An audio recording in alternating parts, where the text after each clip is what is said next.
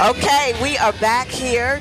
We are here in Columbus at the Columbus, 365? Kwanzaa 365 in Columbus, Ohio. Kwanzaa 365 in Columbus, Ohio. We are here, as you know, all the way from Watown, Warren. We got Kent in the house. We got Cleveland in the house.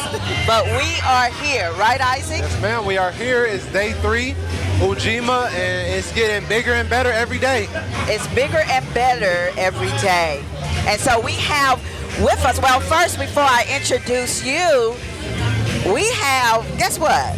Health and wellness, a part of Kwanzaa. Can you believe that? Yes, yep, I can. Isn't that great? It is. What do you say? That's how it should be, right? That's how it should be. I'm excited that I think that's a step moving forward for us to include yes, that. I agree. Yes.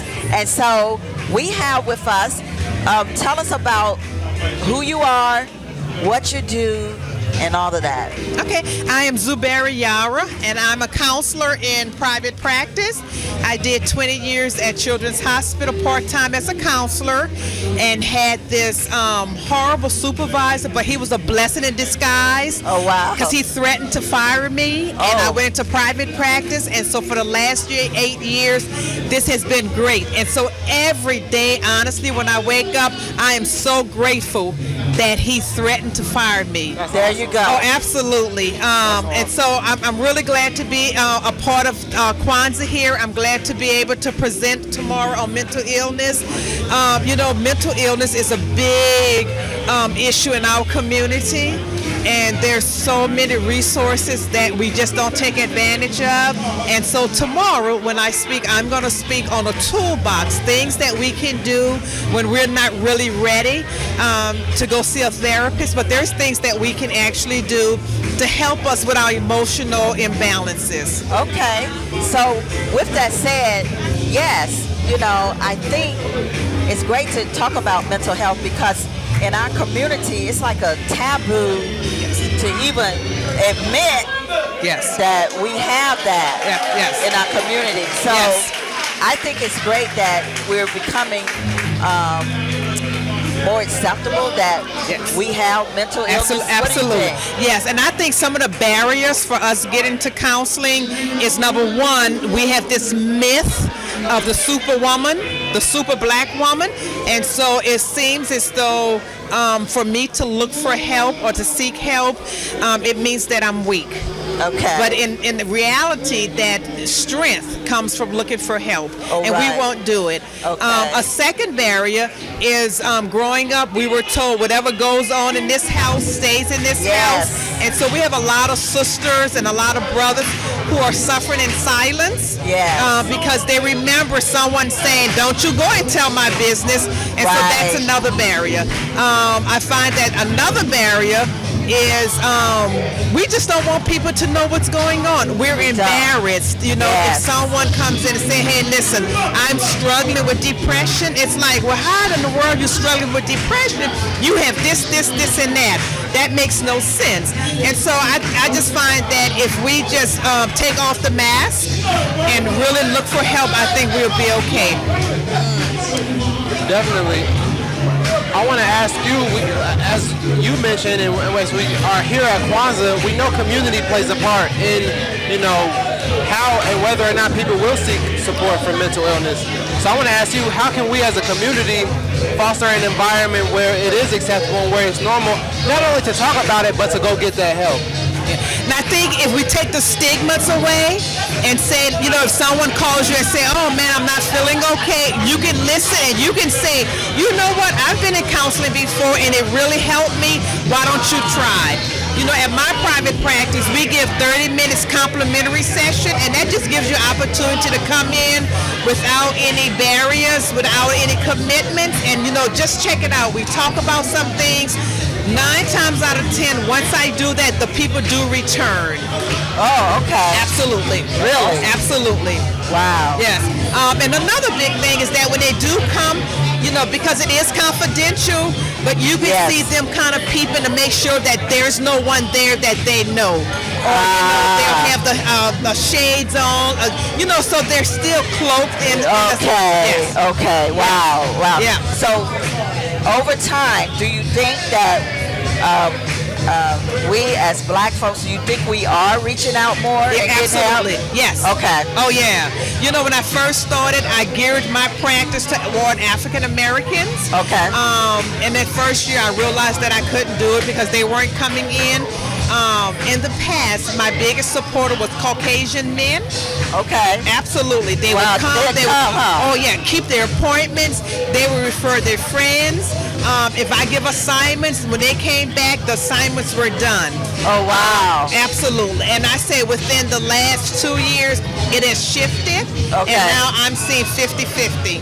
Oh, wow. Absolutely. That's Yes. interesting. It is. Yes. Yeah. So, but that's a good thing, right? Absolutely. Yes. So, with that said, do you think when you teach about mental wellness, what do you give people to do?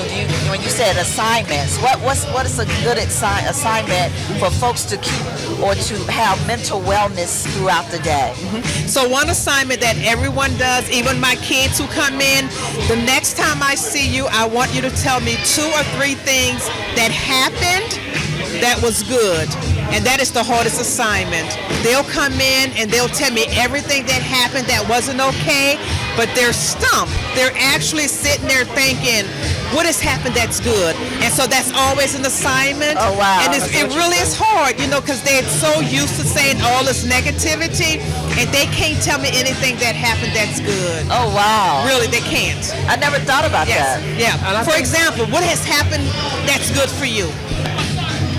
See, you're thinking. See, you have to think. It is hard because you're so used to complaining, and I think that it's an allegory for the bigger picture of focusing on the positive versus on the negative. Absolutely. If I really thought I could come up with something, I Yes. had some good food lately. I'm here at Kwanzaa, but it's harder. Yeah, you hesitate, don't you? Absolutely. Automatically. Absolutely. Wow. Yeah, and so I'll do things like a gratitude journal. Tell me 10 things that happened. I can tell you 10 things that has happened just in the last 2 days.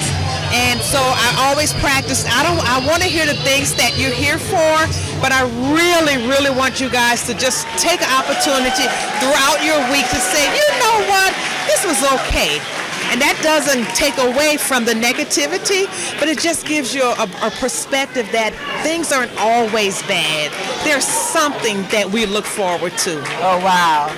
So at least we know that if we take time, even for those that are not, clinically, depressed or whatever, if we start at least during the day doing these things that promote mental wellness, Yes. it will at least keep us from getting depressed. Yes. Or it will also make us what we call mindfulness, get us Absolutely. in that Absolutely. that Absolutely. conscious mind Absolutely. of going, oh, what good thing happened to me Yes. today? Don't you Yes. think? Yes. Yeah. Yeah. And I'll give you an example. Years and years ago, I was asleep and I had to use the restroom. So I was frustrated that I had to get up. And when I returned, I looked out the window. They had this huge orange moon just sitting there. Oh, wow. And to me, it was like, oh my God, it was just so beautiful, even though it's 2 or 3 o'clock in the morning. And I got up and I wrote in my journal how grateful I was that of all the people that were asleep, You got a chance to see that. and I was crying. I was genuinely happy. And I wrote like 3 or 4 pages in my journal about gratitude, and it just branched off to a whole bunch of other stuff. But it's things like that. Or, I had this gardener, and we were doing some gardening stuff, and I was just telling a friend of mine that rarely do you see hummingbirds. And so I had to use the restroom, so I was going upstairs, and my husband said, go to the front yard, it looks really nice. I said, let me wait because I have to use the restroom. And something told me not to. So I went to the front door, a hummingbird was sitting right at the front door. Oh, it was wow. just sitting there. And had I used the restroom, I would have missed it. So it's little things like that we all get. We all get them, and we have to start recognizing those things. It's perspective, and that reminds me of the song we were singing earlier. These are a few of my favorite things. just focusing on the positive things in life. And I think another thing with younger people that I've noticed is self-talk. And I think a lot of times it's a reflex in the same concept of just focusing on negative. Oh, I didn't do this. Oh, I'm not at this point in my life. You're on social media, you see so-and-so and so-and-so have this car. I don't have this type of job yet. And having that negative self-talk. And one of the things that I've been focusing on and a lot of my friends is having positive talk. And just focusing on the positive things, like you said. Absolutely. Encouraging yourself, being your own supporter and your own fan on a day-to-day basis. So what do you think about that? Especially with younger people. Especially with social media. What do you think? And so I do workshops and I do group activities. My next workshop is going to be the psychology of social media. Yes. Psychology of social media? Yes. Psychology. What is the psychology behind that? And it's sad because I have a lot of women who come in, they feel good about themselves until they see a post. And when they see someone that assuming that they're doing better than them, it's like they're so depressed. It's like those people aren't telling the truth. I know. It's just a. I always say it's just a snapshot. And I think with people like my little younger sister, from the time she has, she's grown up on social media, and she's opened up to me and told me like when she sees certain things, it really makes her upset, and it'll ruin her day sometimes. Yeah. And it's all with social media, and I think. Younger generations, I mean, that's literally all they know. That's their kind of normal social life. We go to parties, stuff like that, and they get on Facebook.